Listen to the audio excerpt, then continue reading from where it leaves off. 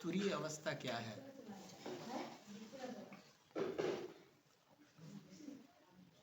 संसार में 3 तरह के अनुभव होते हैं। एक जागृत अवस्था का अनुभव, जिसमें संसार रियल मालूम पड़ता है, प्रतीति ऐसी होती है कि हम भी रियल हैं, आकारों के शरीर रियल हैं, संसार रियल है।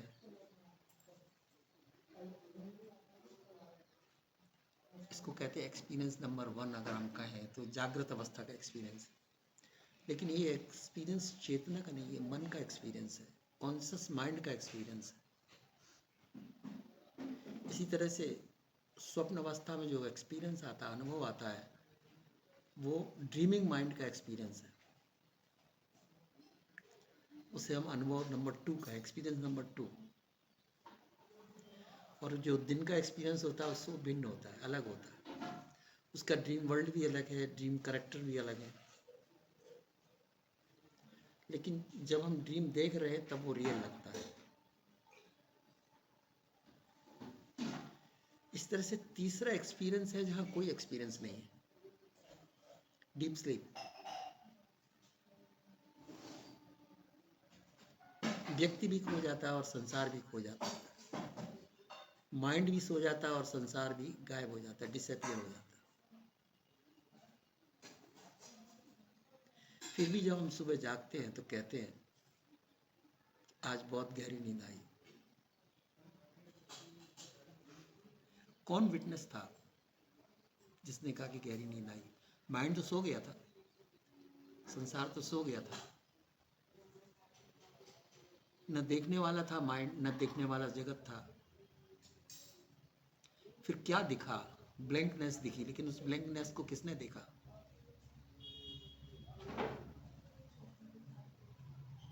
माइंड तो नहीं था। तो माइंड के अलावा और कौन हो सकता है जिसने हमारी ब्लैंकनेस को देखा, गहरी नींद को बताया? लेकिन तब बताया सुबह जागने पर, जब हमारा माइंड एक्टिव हुआ, भाषा एक्टिव हुई, वाणी एक्टिव हुई, तब मैंने कहा कि गहरी नींद से हम उठे, गहरी नींद आई थी।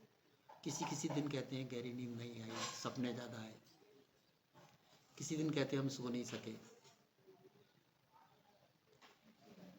ये सब अनुभव बताने वाला कौन है? वो चौथा है। चौथा कोई अनुभव नहीं है। अनुभव 3 तरह के, waking, dreaming and deep sleeping. लेकिन इन सब में चीज़ कॉमन कौन सी है जो इन सबको देख रही है? सांख्य योग में कहते हैं कि 2 है, प्रकृति और पुरुष, परमात्मा और नेचर। नेचर दृश्य है, परमात्मा दृष्टा है। लेकिन वेदांत में कहते हैं, अद्वैत वेदांत में कहते हैं एक ही है। यानी जो दृश्य है और दृष्टा है दोनों एक है। कैसे? जब प्रश्न पूछा गया कि ऐसा कैसे हो सकता है कि दृष्टा दृश्य दोनों एक हों, तब स्वप्न का एग्जाम्पल देते हैं। जब हम स्वप्न देख रहे होते हैं तो उस स्वप्न की दुनिया में हम पार्टिसिपेट भी कर रहे होते हैं। किसी से मिलना है, बात करना है, डायलॉग भी बोल रहे हैं, सुनाई नहीं दे रहा, बोल रहे हैं, ऐसा लगता है कि हम बोल रहे हैं। कोई कुछ हमसे बोल भी रहा, कोई चल रहा है, धक्का मार रहा है, पार्टी भी हो रही, जगह है। मतलब सपने देखने वाले भी हम होते हैं, सपने में भाग लेने वाले भी हम होते हैं। तो कौन से हम सही है? कौन से हम सही है? जो सपने में पार्टिसिपेट कर रहे हैं। एक्चुअल में तो हम सोए, हम देख भी नहीं रहे कुछ। तो ड्रीमर सही है कि ड्रीम में करेक्टर सही है? सांख्य बोलता है 2 है, सब्जेक्ट एंड ऑब्जेक्ट। सब्जेक्ट जब ऑब्जेक्ट का एक्सपीरियंस लेता है तो दोनों को अलग होना चाहिए, एक्सपीरियंस लेने वाला और जिसका एक्सपीरियंस ले जाना। अद्वैत कहता नहीं, दोनों एक ही है। कैसे? माइंड कहता है स्वप्न भी मैं देख रहा हूँ, स्वप्न में पार्टिसिपेट भी मैं कर रहा हूँ, दुनिया भी मैंने बनाई और दुनिया समेट भी मैं लेता हूँ। सब खेल कहाँ हुआ? जैसे सपने का खेल है ड्रीम वर्ल्ड क्रिएट करना। तुम तो कुछ नहीं कर रहे, तुम तो लेटे हो।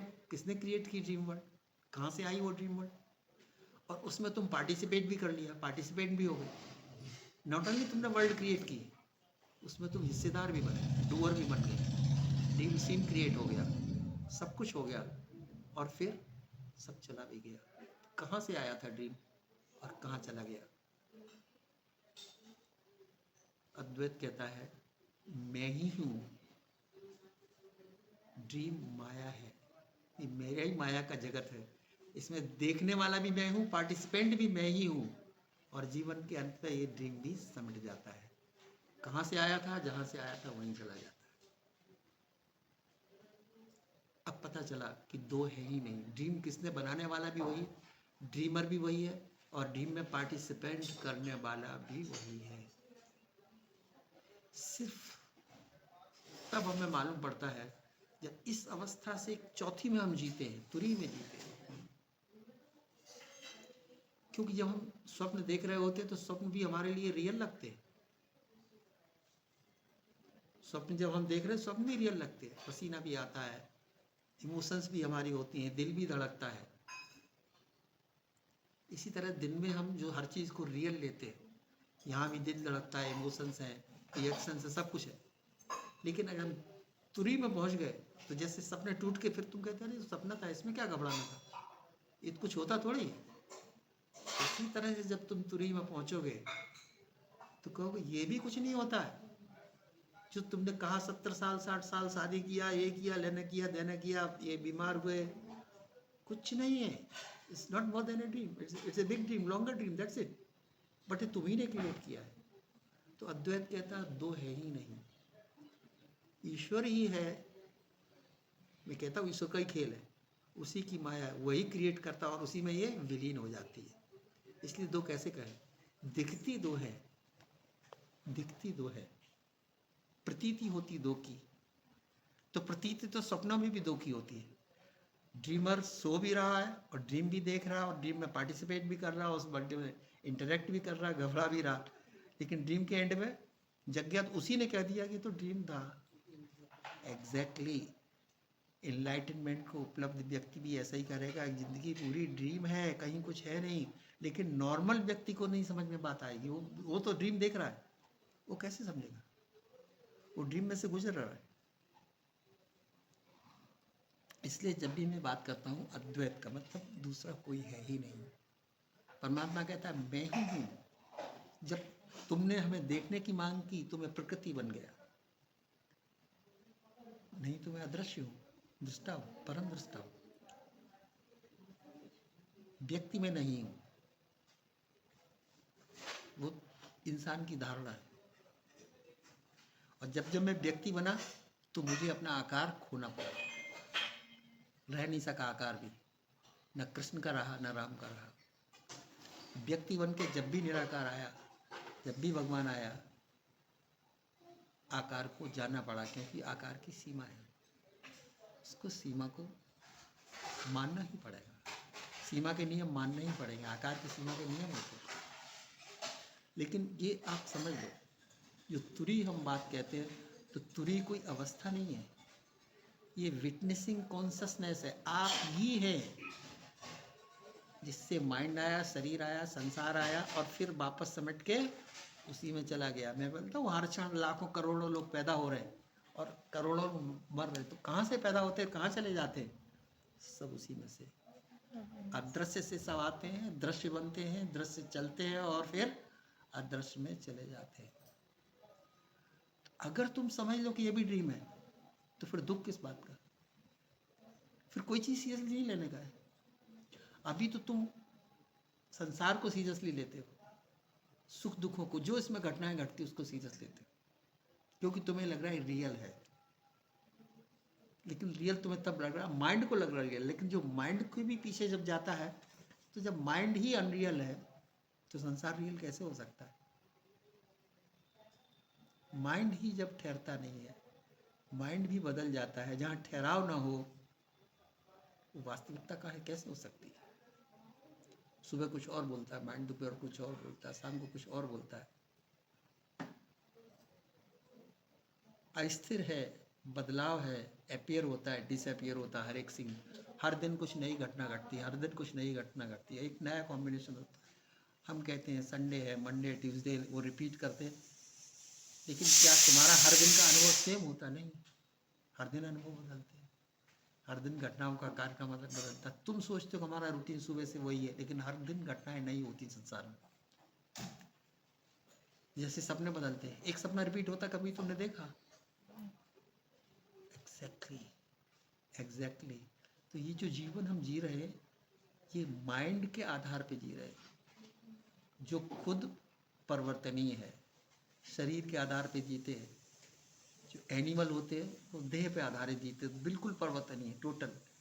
फिर मनुष्य हुआ तो मन के आधार पे जिया, वो भी आधार रिलायबल नहीं है।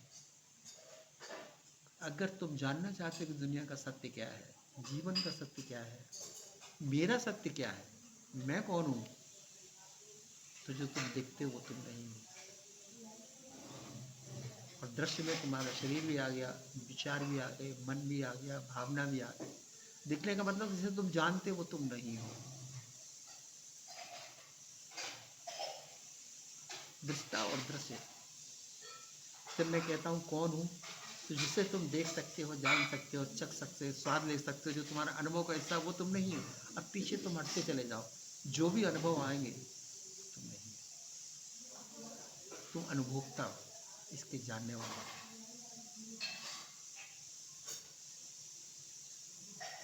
इसका मतलब सब कुछ होता है, लेकिन टिकता कुछ भी नहीं है, होके मिट जाता है। थोड़ी देर रहता है, मिट जाता है। अगर थोड़ी देर, अच्छा दर्द क्या है, पीड़ा क्या है, दुख क्या है, ये भी देखते, ये भी तो दृश्य हो गया तुम्हारे लिए, ये भी अनुभव हो गया ना, एक्सपीरियंस हो गया। मैं दुखी, तुम क्या क्यों बोलते हो? दुख अनुभव था तुम्हारा, तुम थोड़ी थे दुख, न पीड़ा तुम थे। एक महात्मा जी से मुझे मुलाकात हुई, तो कहते देखो महाराज, जो चीज़ जहाँ की उसको वहीं रखो, पीड़ा शरीर की वहीं रखो, चिंता मन की मन में ही रखो, तो उसे पकड़ो मत। जो चीज़ जहाँ की उसे वहीं रहने दो, मत उठाओ, तुम तो कोई और हो। तुम जो हो वही विटनेसिंग कॉन्शियसनेस है, वही सत्य है। तो वो चतुर्थ नहीं है, वो परम सत्य है। लेकिन हम मन और शरीर के द्वारा संसार को जान रहे, देख रहे, जी रहे, परेशान है, बेचैन है, डिस्टर्ब्ड है, भाग रहे और भोग रहे। इसके अलावा क्या कर रहे हैं? ये हमारी ड्यूटी, ये हमारा बेटा, ये हमारी बेटी, फिर इसकी शादी रचानी, फिर इसका ये करना। अच्छा, जिन देशों में शादी वादी के चक्कर नहीं है, वहाँ कैसे जीवन जिया जाता है? बेटी बड़ी हुई अपने घर से चली गई, बेटा बड़ा हुआ अपने घर से चला गया, उसने अपने घर बसा लिया। तो तुमको वहाँ कोई चिंता नहीं है, वहाँ दूसरे तरह की चिंता है। चिंता तो कोई ना कोई माइंड पकड़ेगा, संघर्ष तो पकड़ेगा ना कोई, और दूसरे टाइप का पकड़ ले। अगर हम तुमसे कहते मैं बेटी की शादी की चिंता, मान लो 1 साल में शादी हो जाएगी, छोड़ दो, अब तुम क्या करोगी? तुम कोई दूसरी चिंता पकड़ लो, हो ही नहीं सकता।